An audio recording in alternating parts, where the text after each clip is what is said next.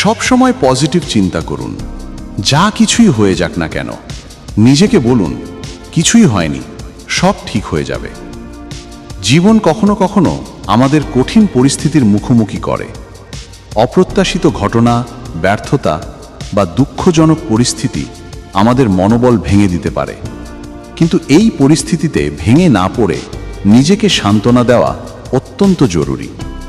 যখনই কোনো খারাপ কিছু ঘটে, তখন নিজেকে বলুন কিছুই হয়নি, সব ঠিক হয়ে যাবে। এই কথাটি আপনাকে মানসিক শক্তি দেবে এবং পরিস্থিতি মোকাবিলা করার সাহস যোগাবে। এটি আপনাকে পজিটিভ থাকতে সাহায্য করবে এবং সমস্যার সমাধান খুঁজতে উৎসাহিত করবে।